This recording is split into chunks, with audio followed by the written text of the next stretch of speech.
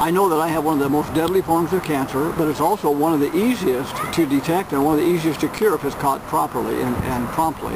I've been given 6 months to a year, but that doesn't mean that that's what it'll be. I might last longer, and the doctor said, you know, a lot of it depends on my reaction to the chemo and to the radiation. If you go to a cemetery and you look at a gravestone, a headstone, you'll see that there are 2 dates on the headstone with a dash in between. The first date, of course, is the date the person was born. The second date is the date the person died. And the dash represents everything that went on in their life. The most important things that happen are represented by that dash. Unfortunately, the dash doesn't tell much of a story. So the question is, if the doctor called you in right now and said, Joel, you had 6 months to live, what would you do different? There are 2 questions really that I'm asking. First question is, what would you do differently? How would you change your life? What would you do? Would you continue doing what you're doing right now? Would you be sitting here with me doing this? Would you be doing something else? Are there some things going on in your life that you would change? Maybe it's a relationship that you have with a family member, maybe your wife or your kids, or maybe it's a business associate that you've had a falling out with. Would you change that? Well, the question is, what are you waiting for? Why not change it now? The second question is, how do you want to be remembered? How do you want people to remember you and the things that you did here in this life? The doctors found that I had rectal cancer. The cancer now has spread into my lymph nodes, into both leg bones and my pelvis. It's in a place where they can't really operate, and so they're treating me with chemo and treating me with radiation. I get radiation treatments every day. I carry a chemo pack around with me that drips chemo into my system 24/7. That's set up to deliver chemo to my system on a regular basis. And they're trying to control the growth and the spread of the tumor and control the pain. But they've told me that I have 6 months to a year to live. Now, maybe longer, depending on how I tolerate and how I respond to the chemo and the radiation. So the question that's come to my mind now is, what am I going to do differently with the next 6 months or a year, or who knows how much time I have? Of course, the doctors aren't God, and they don't have control over when I die. But my whole attitude, my whole outlook on things have changed. So question number 1 is, what would you do if you knew you had 6 months to go? How would you change your life? What would you do differently? And if you're waiting for something to happen, well, why not do it now? Why not change it? If you're not happy with your job, why not change it? If you're not happy with your relationship, why not change it? Why not fix it? The second question is, how do you want to be remembered?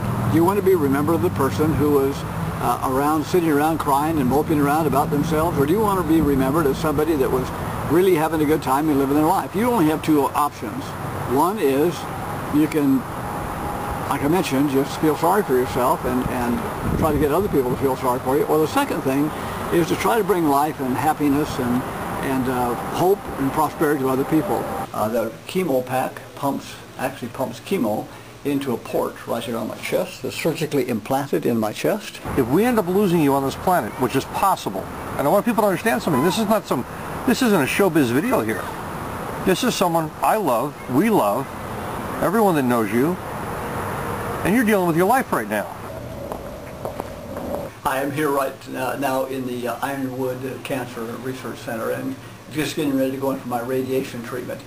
He's telling you that with early detection, his life would not be tenuous right now, that the prognosis would be entirely different. Oh, there she goes, the rubber band around my feet.